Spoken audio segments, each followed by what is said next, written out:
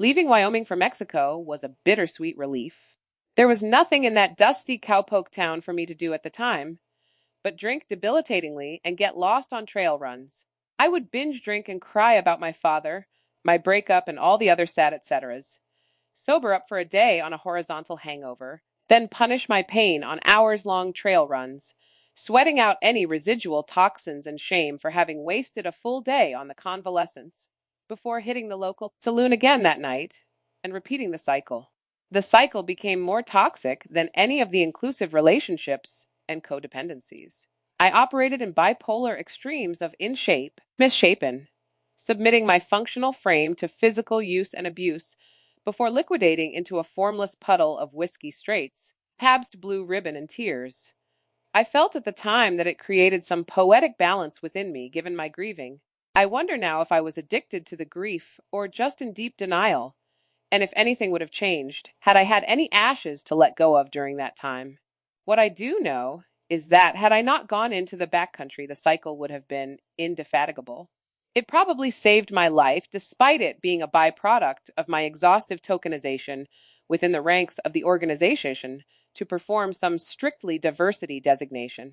It is humbling the many past professions where I had been hired as the face of change and progress, pushed to the front of photo ops, and given conversational cue cards, lending the illusion that I have a say or that my input mattered. Meanwhile, no real institutional changes took place, and there were daily dismissals of anything that came out of my federally funded full lips, while theirs remained pursed, tight, and giving service to the sweet and literal nothings of their diversity and inclusion missions.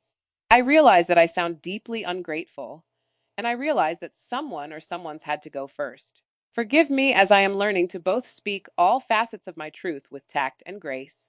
This is not everywhere, and certainly less so in the present, where we are at the height of having solved all these issues as best we could considering our past and ideal projected future.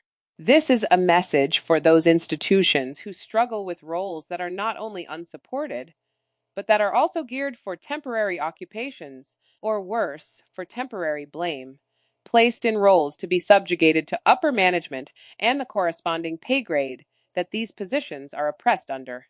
Always beneath and paying dues to a club I could never really be a part of, largely initiated as a scapegoat for management failures.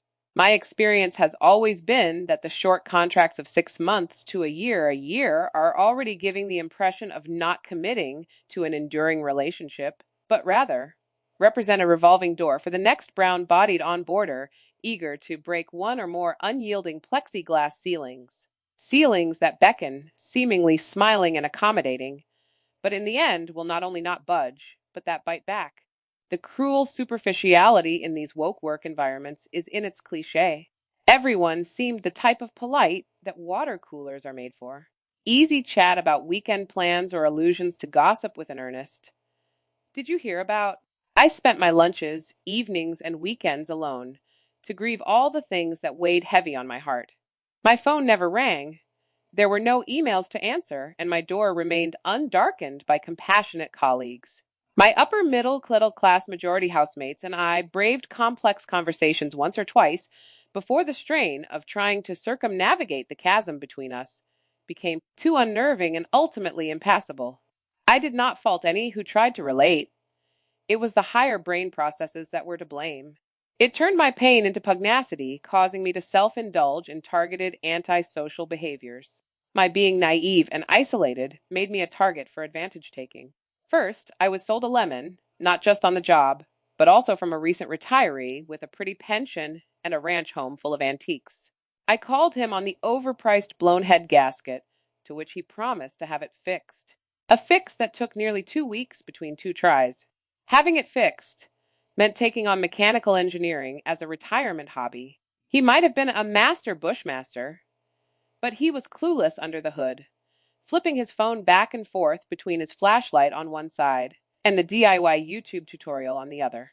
Not once did his ego allow him to admit his ignorance, nor offer me a discount for the inconvenience or the overpayment for an obviously sick vehicle. What I knew about cars I kept tight-lipped and deferred to his white male authority, both within the organization and the social systems at large.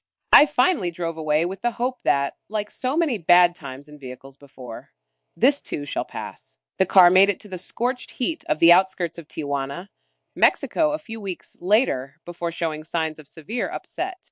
There, the baton was passed from the witless man in Wyoming to the machismo mansplaining Mexican. I sat idly by while someone else declared their dominance over my fate. I was to follow him in convoy to the company's branch 14 hours to the south. He demanded that we make no stops and ignore the suggested speed limit in favor of something faster and far more furious. Utilizing two languages, three if you consider the wild gestures from the car window, I explained several times that I was on the brink of an engine blowout, to no avail. With the windows rolled down and the heat on, in order to keep the engine cool, I could have bet my life that I heard the wind whistle, I Swanee, through the open passenger window, the seat which held that gold box of my father's ashes, indicating his rancor at the situation as well. I do not indulge conspiracies of suspected sabotage here, but meanness and caustic disregard were clearly evident. The convoy captain avoided eye contact at gas stations, yet he and his passenger smirked and laughed with constant glances in the rearview mirror back at my anxious face and gestations. When I arrived at the compound shaky and full of fear, I was grateful that it was nighttime and a simple message on the board directing me to my caravan in lieu of a person to witness my state of duress and undoing. I died that night. I considered these callous individuals as extensions of the company and life in general. Embittered, I found ways to enact my own form of retribution by way of avoidance, subversion, and subterfuge. I have only beautiful things to say and remember about the locals and the surreal landscape that seemed more celestial than terrestrial. It was at these moments of sheer magic in ethereal natural landscape that I most wished were shared. The best I could do was a rare near soliloquous email to the Englishman. My dear, the best way to describe the branch at Nulls, Mexico, is to say that it evokes a feeling of nostalgia for a time before our time, one of staunch Catholicism, arranged marriages, and pirates' booty. A series of whitewashed concrete buildings, the Baja branch is more of a compound with an open feel than a handful of isolated buildings. The term, the good old days, is applicable to the pace here, although the beauty of living those old days in the now makes you believe that a slow pace and simple way of living are perhaps still valued in charmed parts of the world. Being completely off the grid things in Coyote Bay could not be more stripped of complexities. The toilets are composting. Gray water is recycled. The showers are outdoors and are designed for intimacy, especially at night under the plethora of blinking stars like voyeurs in the dark. The electricity and internet work courtesy of solar panels and whispered prayers. Wi Fi comes and goes, and I have to think when it doesn't work. It is because my prayers evaporate in the heat before reaching heaven, since the sun is a ubiquitous daily visitor. So there is no problem there. Housing is a series of old trailers and small houses or casitas. Mine in particular is a maybe 12 by 6 aluminum structure with bright orange designs on the outside and looks like it was parked shortly after it was built, sometime in the mid-70s. Inside is a double bed, a bench, a table, a counter, and a series of cabinets that ensure that no space is wasted and the item has a place of its own. There are creatures here that I have never seen before, and look as if they have crawled, slithered, or flown right out of a science fiction movie. For instance, I saw a spider in the sex shower yesterday that looked like it might be part crab. There must be an overlap with those species, as both have 8 legs and are gangly menacing things. I saw a giant scorpion that you might see frozen in a paperweight and bought at a cheesy gift shop here, south of the border. I saw a wasp that I reckon could have killed a kitten, and countless other things come out when the sun goes down and go bump in the night. I hear them in my trailer, or Merlin suddenly is brought to the door by something unknown and barks wildly. There was a massive whale shark in the bay just yesterday, and I have been warned to shuffle my feet in the water because the stingrays make their home on the sandy bottom close to shore. It is true. I have seen their swaying bodies fitted together like undulating floor tide aisles when I went surfing for the first time. I made sure to belly or back flop when falling from the board in order to maximize surface area for buoyancy, and in avoidance of any direct connection with the stinging seafloor. The people like the place are simple rural folk, most living in the nearby town of 30 kilometers or so away. Everyone is very nice and playful with a quick joke, jibe, or rib at the expense of another. Thick skinned emotionally, and from hard work in the extreme heat and sun, these folks work intensely and are more than eager to lend a helping hand or ask for one as the situation necessitates. Everyone at the branch is related to someone else. An uncle, a cousin, a brother or daughter, everyone belongs to someone. When I find myself longing for the familiar, I look at Merlin and am reminded that he and I belong to each other, and the loneliness and homesickness retreats temporarily to a place just beyond the ache. Merlin exhausts himself daily following me around in this stagnant heat from hell. There is little breeze, being situated so deep in the bay, surrounded by hills and cliffs, all that deflect the wind that might have been otherwise. No amount of persuading will keep him from panting behind me, so I try to adopt a slower walking pace, and we take frequent breaks during the day to take quick dips in the bay, which abuts the property. I have tried thrice to shave his knotty hair, but I got as far as the legs before he became disagreeable and would nip at me in annoyance. There are other dogs in the compound. One belongs to my supervisor and friend. Oscar and others belong to the neighbors who, coincidentally, also work here at the branch. Merlin keeps a wide berth and refuses to ingratiate himself in the pack. I think it is the language barrier. Once the unpacking is finished, my days will be spent in the office writing and researching curriculum pieces with Merlin at my feet and a strong fan at my back. So far, I've been doing a little bit of everything, but mostly working out rations and re-rations for the courses. I don't think the job that I applied for was ever filled. I get the feeling that I am currently doing that job, but with stipend instead of salary. Maybe once I'm done, I can move into that position next year. I am having second thoughts about being down here for such a long length of time, even for the sake of experience. I will have spent my own money to get home by the end of my time here.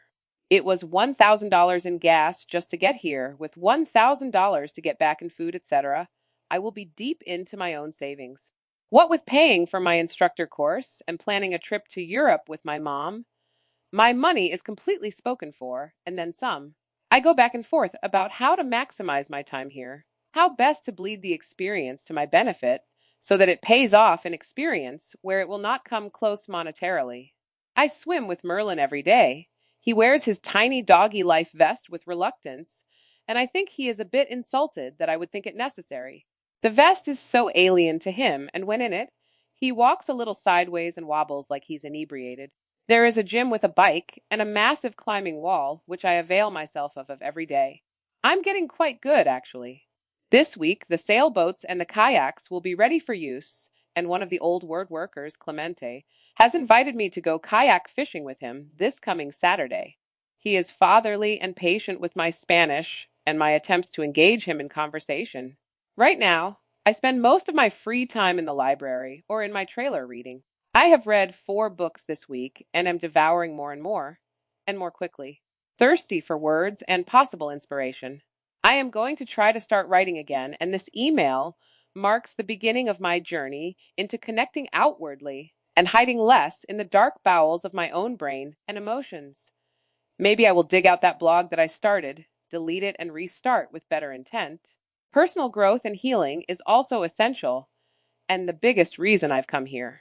I feel so much anger and hurt these days, which is very new to me. Between you, the loss of my father, and other family and personal shit, my heart has broken into 11 billion million trillion pieces, most of which I cannot find, let alone figure out where they fit to make me whole again.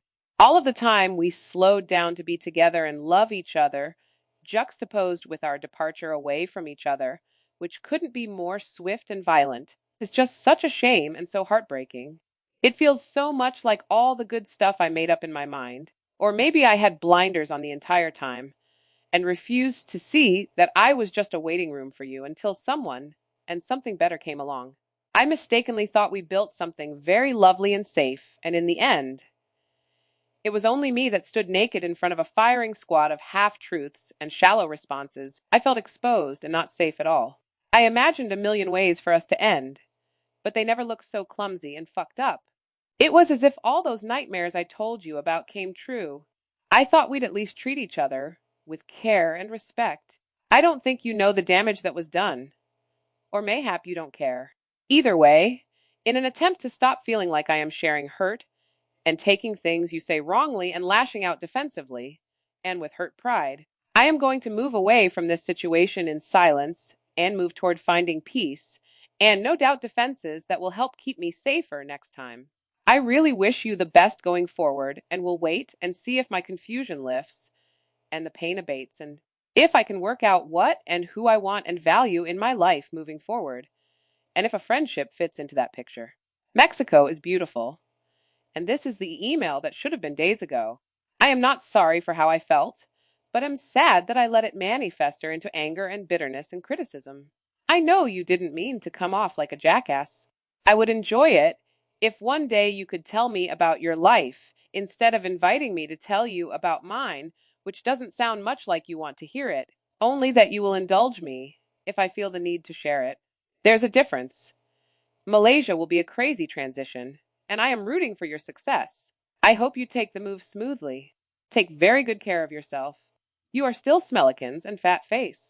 You are still loved and missed by someone. Your mother, most likely. There were pictures that were too heavy to upload and send in this message. Some other time, perhaps. I friends in training, Dremlin and Merlin. Anyway, my dad would have loved Mexico. He would have thought it was the perfect mix of accessible and exotic. In fact, I believe that of all the places he has been placed as part and parcel of my healing journey, he would have liked Mexico the most, with its affordably delicious and recognizable foods and brightly colored cultural accoutrements. I can imagine him overindulging in roadside tacos or the all-you-can-eat seafood buffet that abuts the sea from which it was taken in the town to the south of the compound. I should have stopped there and placed all of him in the Sea of Cortez to be recycled back onto those sandy shores or swept away on a swell. But I was hesitant to let him go all in one place. It was too early, I was not healed enough. I needed the excuse of his ashes to help me hide my life's failures. My sole purpose in life had become enmeshed in my grief and the alleviation thereof. I struggled so hard to find meaning in my life after his passing. I felt as if I was racing against time and space to reinvent, rebirth, and resurrect myself, making some meaning of my life aside from the ashes which felt futile, even as I scattered that alibi to the wind. My useless meandering and wandering responsibilities needed those ashes as an accomplice. What would be my purpose once dust had gone back to dust?